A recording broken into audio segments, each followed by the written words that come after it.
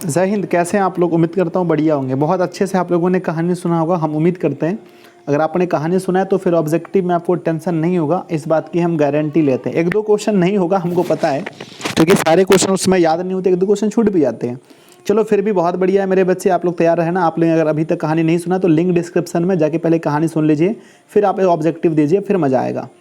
हजारी प्रसाद द्विवेदी द्वारा, है ना, द्वारा रचित पाठ कौन सा है? नाखून क्यों बढ़ते हैं, बहादुर या अभिनव या फिर मछली? सर ये सब तो हम लोग पढ़े ही नहीं है। तो हजारी प्रसाद द्विवेदी ने क्या लिखा है? नाखून क्यों बढ़ते हैं। क्वेश्चन नंबर चलते हैं 2 में। कौन सा विधान नई पीढ़ी से सौंदर्य बोध, इतिहास चेतना और सांस्कृतिक आत्म गौरव का भाव जगाता है?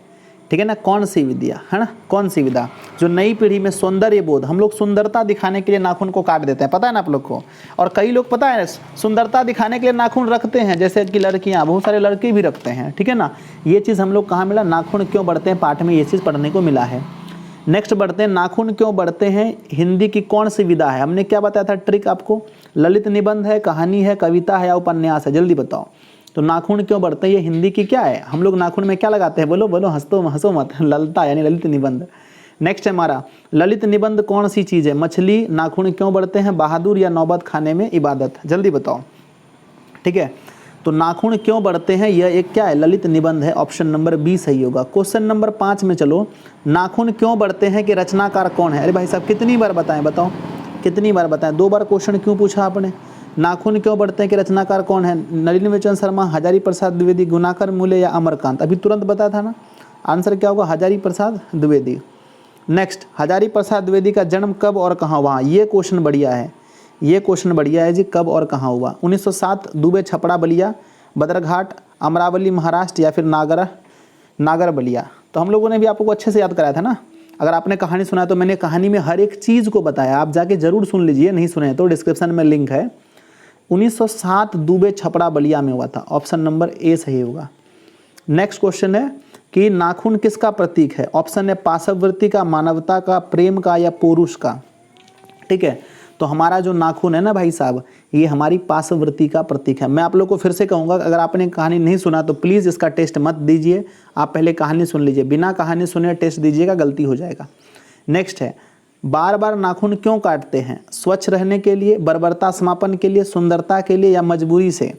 देखिए कुछ लोग कहेंगे सर मजबूरी से नहीं, देखिए हम बार बार नाखून इसलिए काटते हैं क्योंकि हम बर्बरता यानी हम अपनी पुरानी यादों को भुला देना चाहते हैं। बर्बरता जो हम लोगों के अंदर में भी जानवरपन था उसको भुलाना चाहते हैं, इसीलिए काटते हैं। नेक्स्ट है हमारा, द्विवेदी जी ने से किसने पूछा था नाखून क्यों बढ़ते हैं? आपको मैंने पूरे अच्छे से बताया था, लड़के ने, लड़की ने, पत्नी ने, नौकर ने।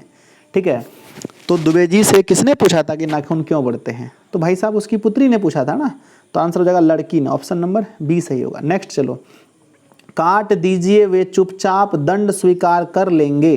ठीक है, निर्लज अपराधी की भांति फिर छूटते ही सेंध पर हाजिरी प्रस्तुत पंक्ति किस पाठ से लिया गया है? हमने बोला था ना इसमें निर्लज, बेहया सब कुछ बोला है नाखून को।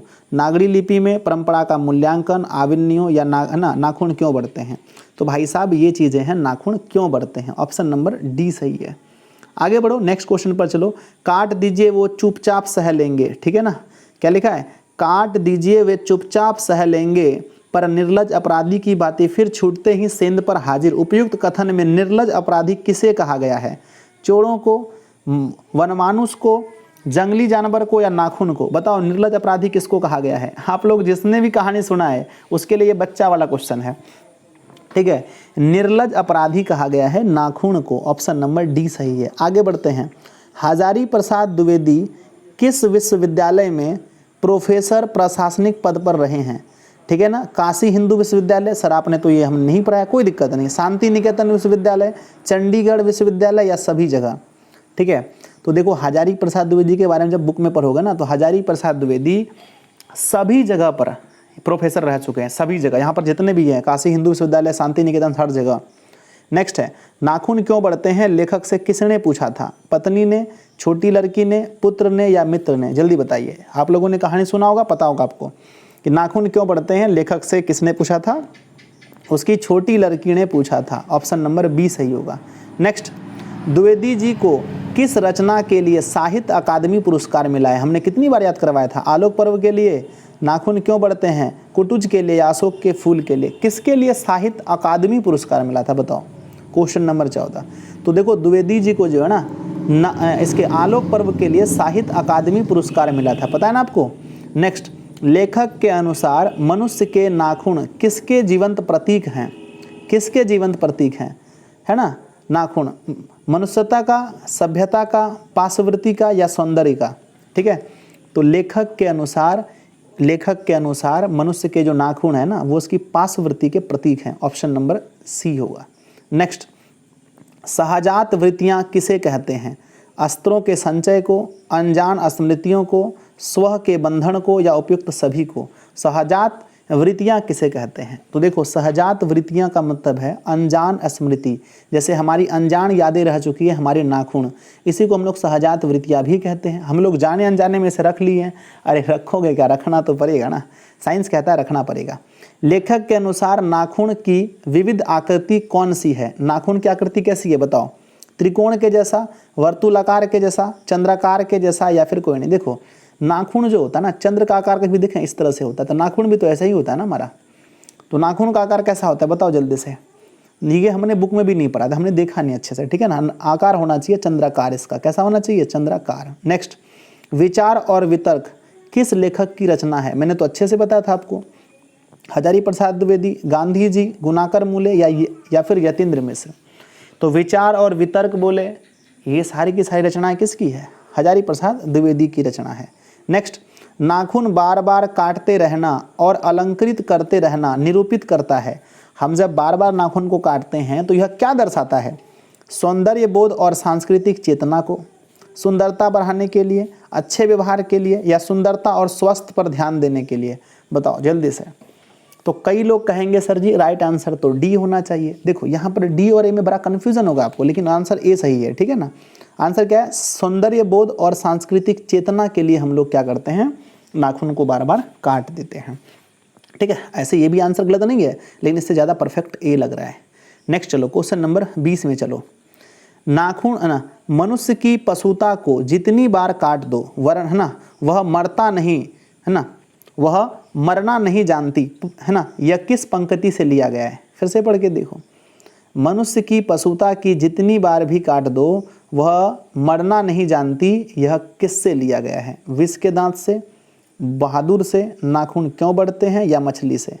तो ये चीज़ लिया गया है नाखून क्यों बढ़ते हैं, कि मनुष्य की मनुष्यता को जितनी बार भी काट दो, पशुता को जितनी बार भी काट दो वह मरती नहीं जानती, वह मरना नहीं जानती। नेक्स्ट, किसने कहा था कि सब पुराने अच्छे नहीं होते और सब नए खराब नहीं होते? अच्छे से पढ़ाया आप लोग को मैंने, जल्दी बता दो किसका आंसर होगा। ऑप्शन है मैक्स मुलर ने, हजारी प्रसाद द्विवेदी जी ने, स्वामी विवेकानंद ने या कालिदास ने। किसने कहा था कि सब पुराने अच्छे नहीं होते और सब नए खराब नहीं होते? ठीक है ना, ये कहा था कालिदास ने। ऑप्शन नंबर डी सही है। नेक्स्ट, दधीची की हड्डी से क्या बना था? इंद्र का व्रज या धनुष बना था या फिर त्रिशूल बना था या तलवार बना था? ठीक है, तो दधीची मुनि के हड्डी से इंद्र भगवान का व्रज बन गया था। नेक्स्ट, कुटज के रचनाकार कौन है? कुटज के हजारी प्रसाद द्विवेदी, नलिनी विलोचन शर्मा, अमरकांत या फिर गुणाकर मूले। तो हमने सब कुछ पढ़ा था ना, कुटज बोलो, आलोक पर्व बोलो, बाण भट्ट बोलो, अनामदास का पोथा बोलो, हर चीज़ को लिखा था किसने? हजारी प्रसाद द्विवेदी जी ने। नेक्स्ट, आलोक पर्व किसकी रचना? देखो फिर से आ गई, नलिनी विलोचन शर्मा, अमरकांत, हजारी प्रसाद द्विवेदी या फिर विनोद कुमार शुक्ल। हमने पढ़ा है ना आपको, आंसर क्या हुआ? हजारी प्रसाद द्विवेदी। नेक्स्ट, मनुष्य किस ओर बढ़ रहा है? पशुता की ओर या मनुष्यता की ओर? अस्त्र बढ़ाने की ओर या अस्त्र घटाने की ओर? प्रस्तुत पंक्ति की रचनाकार कौन है? मैक्स मुलर, गुणाकर मूले, हजारी प्रसाद द्विवेदी या विनोद कुमार शुक्ल। देखो जब भी पशुता की बात हो, मनुष्यता की बात हो, अस्त्र की बात हो, शस्त्र की बात हो, तो आपको समझ लेना चाहिए कि यह अध्याय कौन सा है? यह अध्याय हमारा नाखून क्यों बढ़ते हैं, Hazari Prasad Dwivedi. Next 26 number question, विचार और प्रवाह। विचार प्रवाह किस लेखक की रचना है? ये भी पढ़ा है आप लोगों ने, भीमराव अम्बेडकर, हजारी प्रसाद द्विवेदी, यतीन्द्र मिश्र या अमरकांत। तो विचार प्रवाह किस लेखक की रचना है? तो ये भी किसकी है? हजारी प्रसाद द्विवेदी की रचना है। नेक्स्ट चलो क्वेश्चन नंबर 27, पुराने का मुंह सब समय वांछनीय ही नहीं होता, यह पंक्ति किस शीर्षक के। देखो पुरानी चीज़ों का हमें बड़ा मोह होता है। आपकी घर में घड़ी होगी पुरानी, आपके कॉपी पुराने होंगे जिस पर आप नहीं लिखते हैं, कॉपी समाप्त हो गया, फिर भी हम उसे फेंकना नहीं चाहते, क्योंकि पुरानी चीज़ों का हमें बहुत लगाव होता है। अगर आपके घर में कोई फ़ोन हो, वो पूरा ख़राब हो जाए, फिर भी आप उसे नहीं फेंकते हो, क्यों? क्योंकि हमें पुरानी चीज़ों से लगाव होता है। वैसे ही हमारे नाखून हैं, ये हमारी पुरानी चीज़ें हैं। अरे फेंकोगे कैसे? फेंकोगे तो तुम रह पाओगे क्या? लेकिन ऑप्शन में दिया है नाखून क्यों बढ़ते हैं, बहादुर या मछली या नागरी लिपि। तो हम लोग पढ़ ही रहे हैं ये शीर्षक, तो आंसर क्या होगा? नाखून क्यों बढ़ते हैं। पता है एक आध क्वेश्चन तो ऐसे बन जाता है समझ के कि हम लोग कौन चीज़ पढ़ रहे हैं, जो पढ़ रहे हैं वही आंसर होगा। नेक्स्ट, किस देश के लोग बड़े बड़े नाखून रखना पसंद करते थे? अंग देश के, गांधार देश के, केकई देश के या फिर गौड़ देश के। देखो तो यहाँ पर ये क्वेश्चन आप लोग को मैंने नहीं पढ़ाया था, ठीक है। ये गांधार देश के जो लोग थे ना, वो बड़े बड़े नाखून रखना पसंद करते थे, याद रखिएगा, इंपॉर्टेंट क्वेश्चन है ना। अनाम दास का पोथा उपन्यास किसके है ना, इसके लेखक कौन हैं? हजारी प्रसाद द्विवेदी, यतीन्द्र मिश्र, अमरकांत या महात्मा गांधी। तो अनाम दास का पोथा ये भी हजारी प्रसाद द्विवेदी का, पढ़ा देना। तो ये आपका हो गया अंतिम क्वेश्चन है नंबर 30। हजारी प्रसाद द्विवेदी ने निर्लज अपराधी किसे कहा? डकैत को, चोर को, हत्यारे को या फिर नाखून को। ये तो बच्चा वाला चीज़ आप लोग कर दोगे, ठीक है। आंसर क्या होगा? नाखून को, ठीक है। तो 2-3 क्वेश्चन ऐसे मिलेंगे आपको जो मैंने वहाँ पर नहीं बताया था, फिर भी मैंने यहाँ कवर करा दिया।